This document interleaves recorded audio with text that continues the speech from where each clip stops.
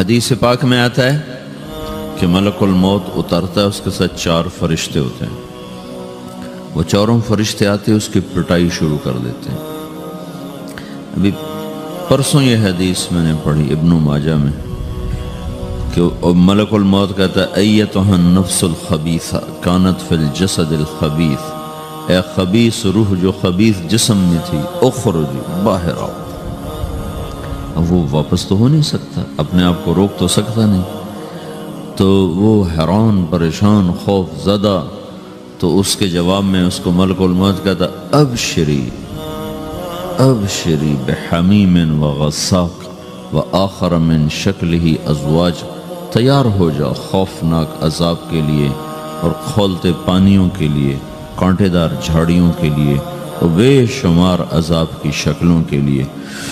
تو اس کی روح کو جب کھینچتے ہیں تو رگ رگ سے وہ کٹ کٹ کے نکلتی ہے، تو سارا وجود زیر و زبر ہوتا ہے. سکرات کا درد ساری دنیا کے دردوں پر حاوی ہے. جب اس کی روح نکلتی ہے اور اس کو لے کر آسمان پر چلتے ہیں تو دروازے پر پہنچتے ہیں تو اندر سے فرشتے پوچھتے ہیں کون ہے؟ کہتے ہیں فلاں فلاں کا بیٹا ہے. کا نفس خبیثہ فی الجسد الخبیث، یہ تو وہی بدماش ہے جو بدماش جسم میں تھا، یہ وہ بدبخت روح ہے جو بدبخت جسم میں تھی. اس کے لیے آسمان کے دروازے نہیں کھول سکتے، اسے واپس کر دیا جائے.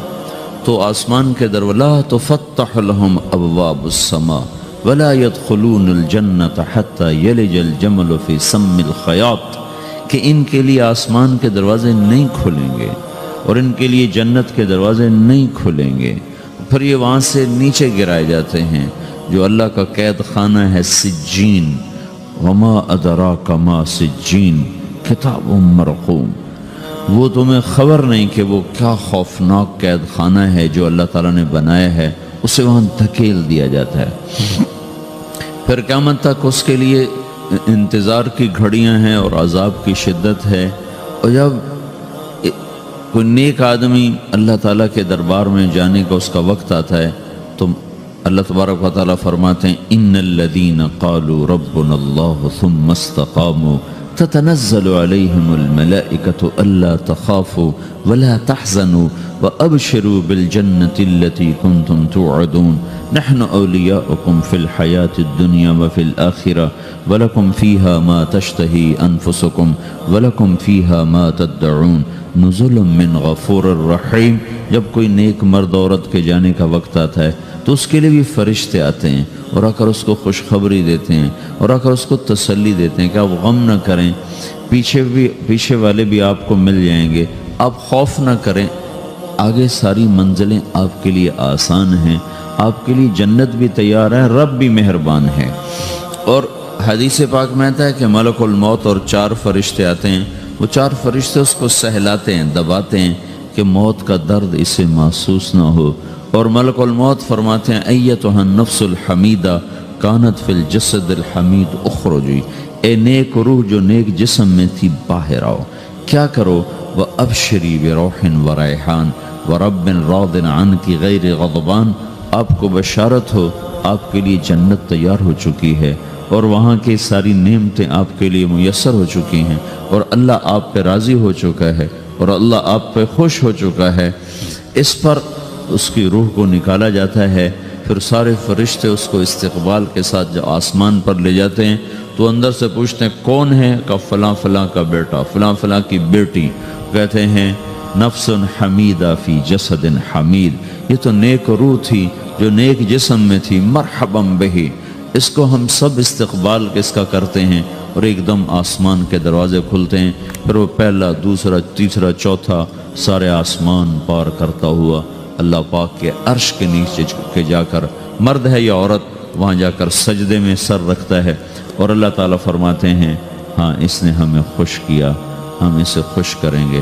اور اس کو عافیت کے ساتھ وہاں آسمان میں، پہلے آسمان سے لے کر اللہ کے عرش تک یہ سب ویٹنگ روم بنے ہوئے جہاں اللہ اپنے اپنے درجات کے مطابق جنت والوں کو ٹھہراتا ہے.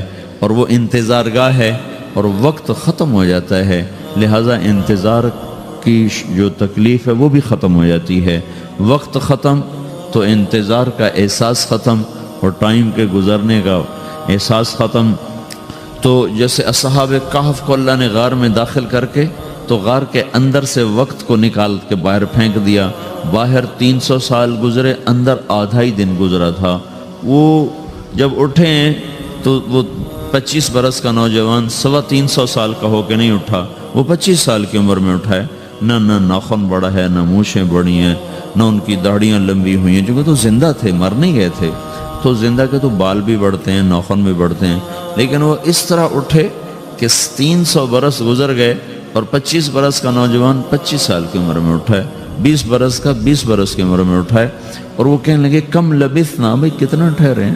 کہ یومن او بعض یومن، لگتا ہے کوئی دن آدھا دن ٹھہرے ہیں۔ وہ صحیح کہہ رہے تھے۔ باہر اللہ تعالیٰ نے وقت کی گھڑی کو چلائے رکھا اور اندر غار میں اس کو سوئچ آف کر دیا، نکال دیا، یہاں وقت کو داخل نہیں ہونے دیا۔ تو وقت کے گزرنے سے جو بھی اثرات مرتب ہوتے ہیں وہ ان پر مرتب نہیں ہوئے، تو وہ 20 آدھا ہی دن کے بعد اٹھے ہیں، باہر 300 سال، اندر آدھا دن۔ یہی کچھ اللہ تبارک و تعالیٰ برزخ میں کر دیتا ہے، وقت کو ختم کر دیتا ہے، گزرنے کا احساس نہیں ہوتا ہے۔ تو اس طرح میرے عزیزو، یہ دو موتیں ہر انسان دیکھتا ہے، یا وہ جنت کے فرشتوں کا استقبال دیکھتا ہے یا جہنم کے فرشتوں کی مار اور پٹائی کو سہتا ہے۔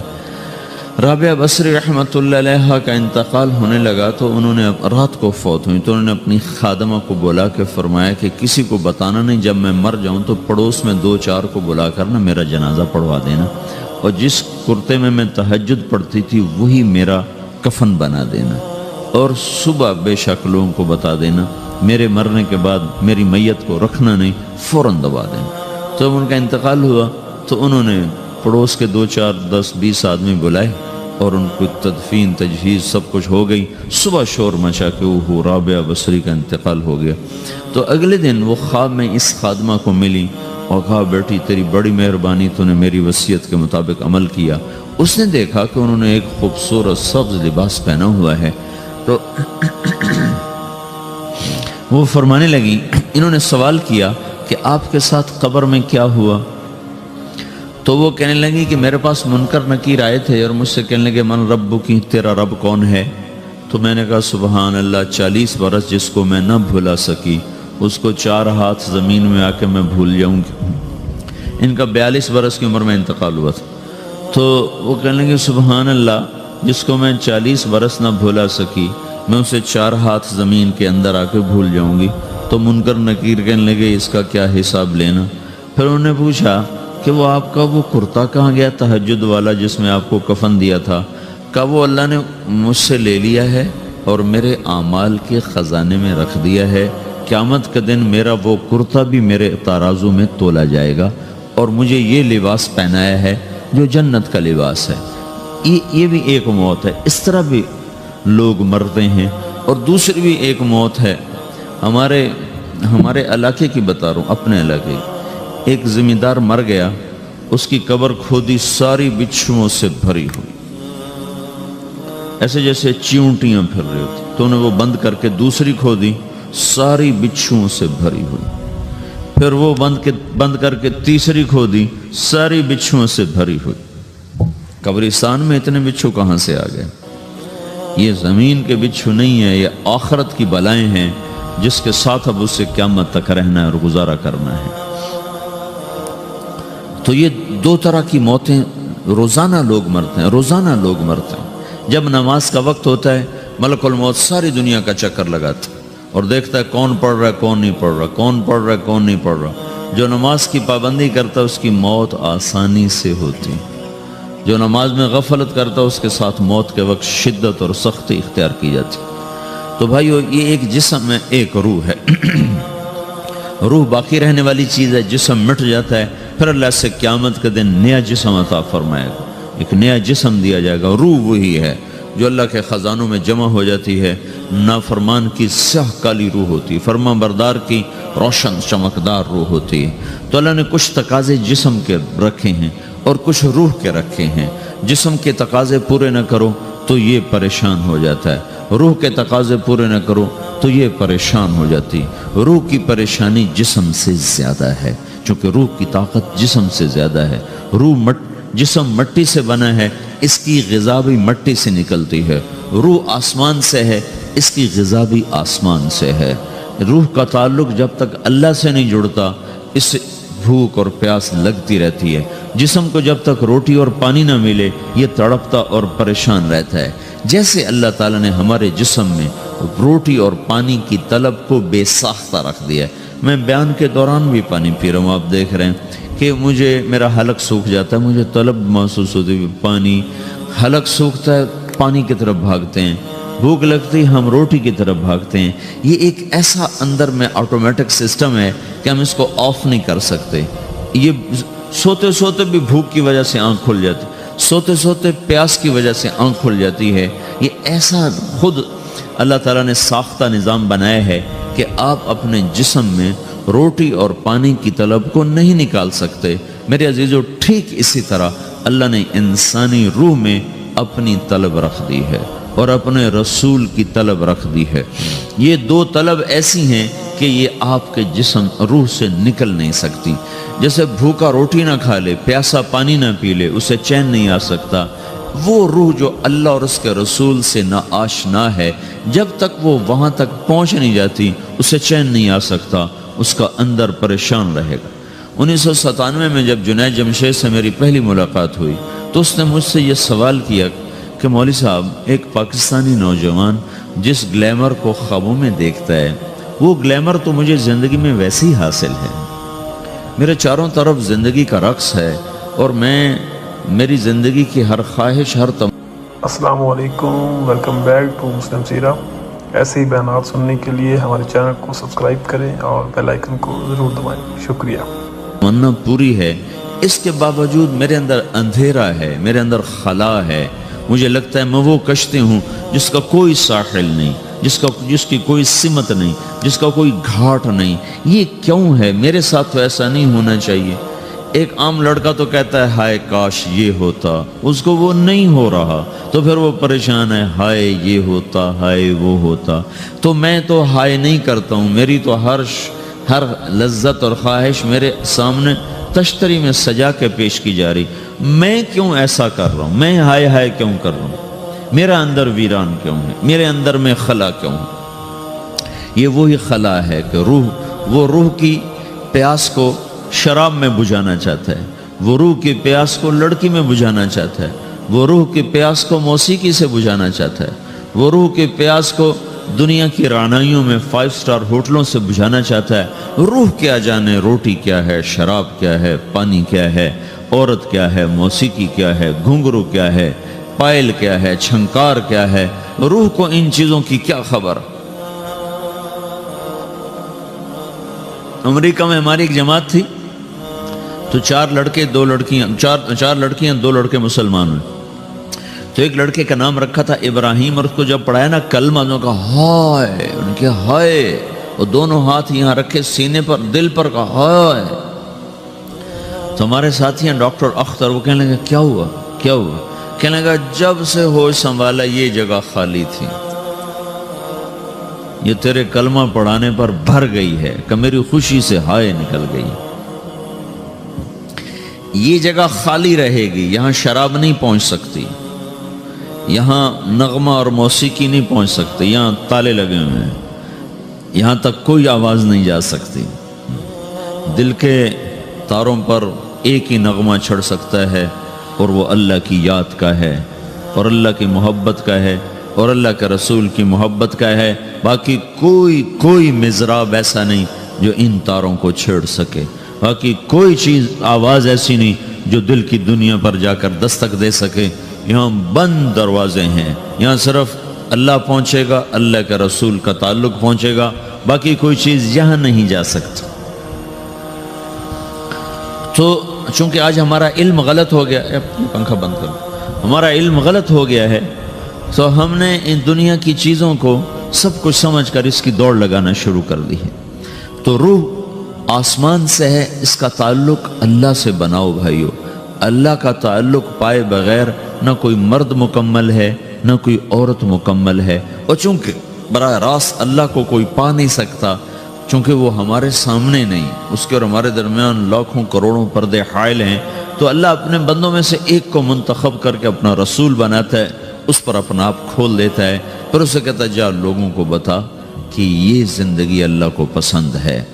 وہ اللہ کا جو رسول ہے وہ بندوں اور رب کے درمیان واسطہ بن جاتا ہے۔ اللہ نے ہمیں حضرت محمد صلی اللہ تعالی علیہ وسلم جیسا رسول دے دیا۔ اللہ تعالیٰ نے اپنا آپ کسی کو نہیں دکھایا۔ موسیٰ علیہ السلام پہ ایک تجلی پڑی، ان کو 40 دن ہوش نہیں آیا، 40 دن اللہ سے ضد کرنے لگے، رب ارنی انظر الیک، یا اللہ میں تجھے دیکھنا چاہتا ہوں۔ اللہ تعالیٰ نے کہا موسیٰ یہ ہو نہیں سکتا۔ موسیٰ علیہ السلام اللہ کے نبی نے فرمایا لاڈلے نبی تھے، اللہ پاک سے ضد کر لیا کرتے تھے، پھر کہنے لگے نہیں یا اللہ میں نے ایک دفعہ تو ضرور دیکھنا ہے۔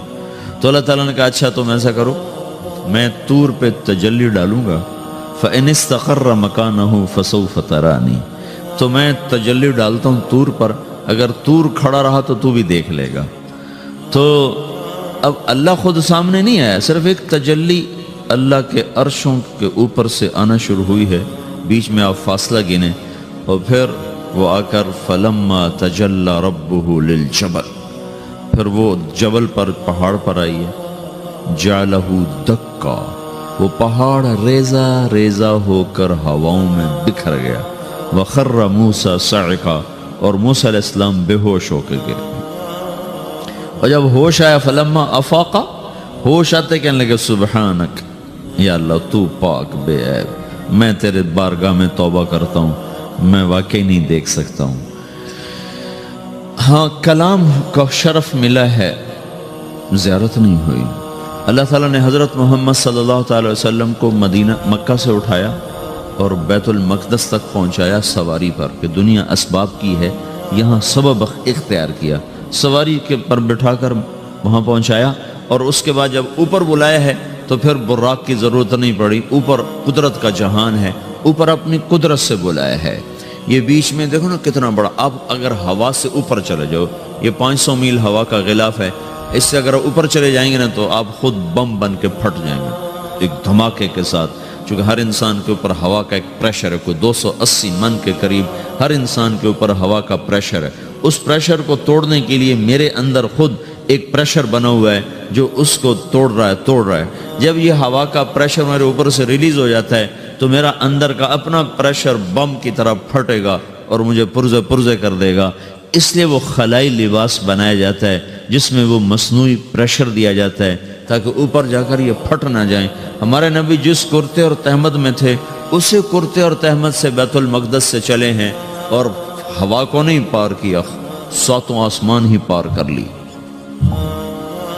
اور پہلے آسمان پر حضرت آدم علیہ السلام نے استقبال کیا ہے، اور دوسرے آسمان پر حضرت عیسیٰ علیہ السلام، زکریا علیہ السلام، یحییٰ علیہ السلام نے استقبال کیا ہے، تیسرے آسمان پر حضرت یوسف علیہ السلام نے استقبال کیا ہے، چوتھے پر حضرت ادریس علیہ السلام نے استقبال کیا ہے، 5ویں پر ہارون علیہ السلام نے استقبال کیا، اور 6 پر موسیٰ علیہ السلام نے استقبال کیا، اور 7ویں آسمان پر ایک بیت اللہ دیکھا ہے جس کا طواف ہو رہا ہے۔ استقبال کو کوئی موجود نہیں، ایک بڑے میاں ایسے ٹیک لگا کے بیت اللہ کی یوں ٹیک لگا کے بیٹھے ہیں، گوٹھ مار کے، دونوں ہاتھوں کے ایسے گوٹھ مار کے بیٹھے ہیں، ان کی سفید داڑھی ہے، وہ نہیں اٹھے ہیں۔ باقی تو نبی بھی سامنے کھڑے ہوتے تھے استقبال کو، لیکن یہ بزرگ نہیں اٹھے ہیں۔ تو آپ نے پوچھا یہ کون بزرگ ہیں؟ تو جبریل نے کہا یہ آپ کے دادا ابراہیم علیہ السلام ہیں۔ آپ خود چل کے آگے گئے ہیں، وہ قریب آئے تو آپ وہ اٹھے اور آپ کو گلے لگایا، ماتھا چوما، پیار کیا۔ سارے نبیوں نے استقبال کے دوران کہا تھا ہمارے بھائی آ گئے، مرحبا ہمارے بھائی آ گئے، لیکن جب ابراہیم علیہ السلام سے ملاقات ہوئی تو انہوں نے فرمایا مرحبا میرا بیٹا آ گیا، مرحبا میرا بیٹا آ گیا ہے۔ اور یہ جو حالانکہ مرتبہ تو ابراہیم علیہ السلام کا چھوٹا ہے، ہمارے نبی کا مرتبہ بلند ہے، لیکن رشتے میں ابراہیم علیہ السلام کا مرتبہ بلند ہے اور ہمارے نبی کا مرتبہ چھوٹا ہے۔